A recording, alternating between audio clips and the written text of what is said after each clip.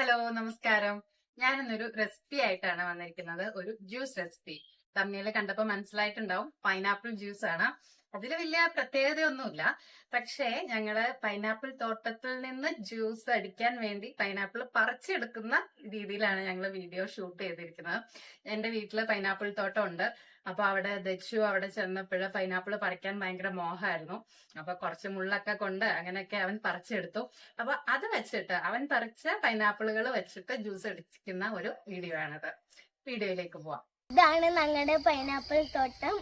Pineapple പറിച്ച് pineapple juice ഉണ്ടാക്കാൻ പോവാണ്. Come on guys.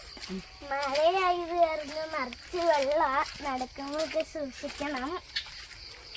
ചെളിയാല്ലേ? ചെളിയാ. ചെരുപ്പെടുത്തോ?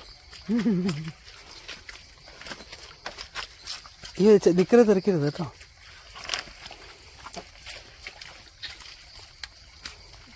ഇറങ്ങുന്നിടത്ത് എടുത്തതുണ്ടെന്നാണല്ലോ പറഞ്ഞു.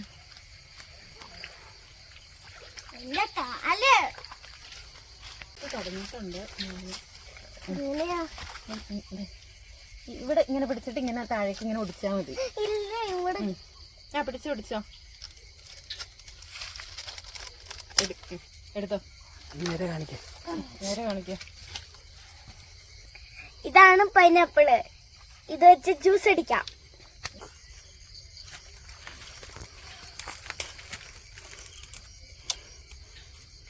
അവിടെ ഇവിടെയൊക്കെ ആയിട്ട് ഓരോന്നൊക്കെ ഉള്ളൂ. എന്തായാലും കിട്ടിയത് വെച്ച് നമുക്ക് ജ്യൂസ് അടിക്കാം. ജ്യൂസ് കുടിക്കാം.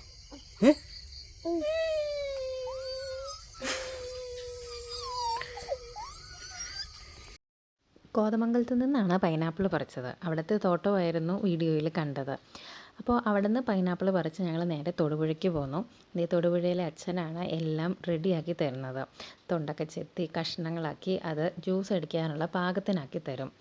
ഇതുപോലെ പൈനാപ്പിളിൻ്റെ ഇത് മാത്രമല്ല കേട്ടോ, അല്ലാത്ത ചെറിയ ചെറിയ ജോലികളെല്ലാം ഇതുപോലെ ഞങ്ങൾക്ക് ചെയ്തു തന്ന് സഹായിക്കാറുണ്ട്. കഷ്ണം അരിയലും ഇലകൾ അരിഞ്ഞു തരലും എല്ലാം അച്ഛൻ ചെയ്യാറുണ്ട്.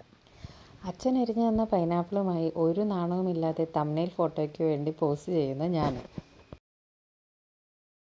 അച്ഛൻ പൈനാപ്പിളൊക്കെ അരിഞ്ഞ് തന്നിട്ടുണ്ട്. ഇപ്പൊ നമുക്ക് ജ്യൂസ് അടിക്കാം. നല്ല മധുരമുള്ള പൈനാപ്പിളാണ്. നല്ല സ്വാദുണ്ട് പൈനാപ്പിളിന്. എന്നാലും ജ്യൂസ് അടിക്കുമ്പോൾ ഇത്തിരി പഞ്ചസാര ഇട്ടില്ലെങ്കിൽ ഒരു സുഖം ഉണ്ടാവില്ല. ഇപ്പം ഇടത്തരം ചാറാണ് ഞാൻ എടുത്തേക്കുന്നത്. അപ്പോൾ തന്നെ പെട്ടെന്ന് അരഞ്ഞ് വന്നോളൂ അങ്ങോട്ട്.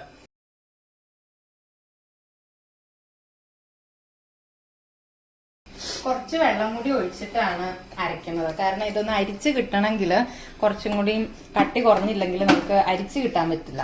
അപ്പൊ ഇത്രയും പൈനാപ്പിൾ, 3 പൈനാപ്പിൾ ഇടുന്ന ഏകദേശം ഈ ഒരു കപ്പ് വെള്ളം മതിയാവും നമുക്ക്. അരയ്ക്കാൻ പോവാ. നല്ല പതഞ്ഞ് വന്നിട്ടുണ്ട്. അപ്പോൾ ഇത് ജ്യൂസ് അരിപ്പയുണ്ട്. അങ്ങനെ നമ്മൾ കുറച്ചൊക്കെ അരയ്ക്കേണ്ടതുണ്ട്. അപ്പോൾ അത് ഒരു 2 ട്രിപ്പ് അരച്ചിട്ട് നമുക്കിതെല്ലാം കൂടി എടുത്തിട്ട് ഒന്നും കൂടി അരയ്ക്കാം. മിക്സിയിൽ അടിക്കുമ്പോഴുള്ള ഒരു ചെറിയ പണി എന്ന് പറയുന്നത് ഇതുപോലെ ഇങ്ങനെ അരിച്ചെടുക്കലാണ്. അത് വീഴാനായിട്ട് കുറച്ച് പാടുണ്ട്. എന്നാൽ കുറച്ച് വെള്ളം കൂടി ഒഴിച്ചാൽ പോരെ എന്ന് ചോദിക്കാം. പക്ഷേ അങ്ങനെ വെള്ളം കൂട്ടി ഒഴിച്ചു കഴിഞ്ഞാൽ ജ്യൂസിന് സ്വാദുണ്ടാവില്ല. ആ ഒരു കൊഴുപ്പും ഒരു പതവതപ്പും ഒക്കെ ഉണ്ടെങ്കിലാണ് ജ്യൂസിനൊരു സ്വാദുണ്ടാവുള്ളൂ. കുറച്ച് മെനക്കേടാണെങ്കിലും ഇങ്ങനെ അരിച്ചരിച്ചെടുക്കാം. ജ്യൂസറുണ്ടെങ്കിൽ ഈ പരിപാടിയൊന്നും വേണ്ട, നേരെ അങ്ങോട്ട് അടിച്ചെടുത്താൽ മതി. പക്ഷേ ഇവിടെ ഞങ്ങളങ്ങനെ ജ്യൂസ് എപ്പോഴും അടിച്ച് കുടിക്കുന്ന ഒരു ശീലമൊന്നും ഇല്ലാത്ത കാരണം ജ്യൂസറൊന്നും ഞങ്ങൾ മേടിച്ചിട്ടില്ല.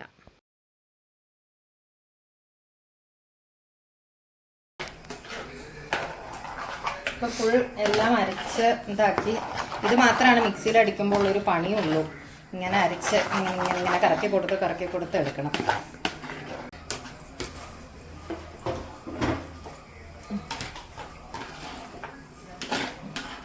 3 പൈനാപ്പിൾ അടിച്ചിട്ട് ഇത്രയും വേസ്റ്റേ ഉള്ളൂ. ബാക്കി ഫുൾ പീച്ച് ഇതിലേ കിട്ടും. അങ്ങനെ പൈനാപ്പിൾ ജ്യൂസ് റെഡിയായി. നല്ല പതഞ്ഞ നല്ല കൊഴുത്ത പൈനാപ്പിൾ ജ്യൂസ്.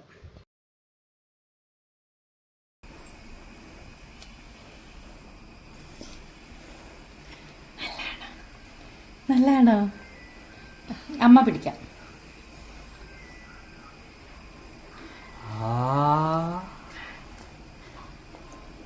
ഇഷ്ടമായോ?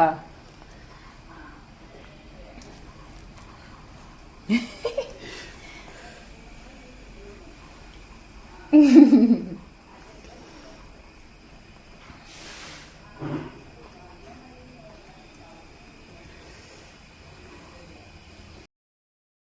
ഇത്രയേ ഉള്ളൂ ഇന്നത്തെ വീഡിയോ എല്ലാവർക്കും ഇഷ്ടപ്പെട്ടു എന്ന് വിചാരിക്കുന്നു. ഇഷ്ടപ്പെട്ടാൽ ലൈക്ക് ചെയ്യുക, കമൻറ്റ് ചെയ്യുക, ഷെയർ ചെയ്യാൻ മറക്കരുതേ. സബ്സ്ക്രൈബ് ചെയ്യാനും മറക്കരുത്.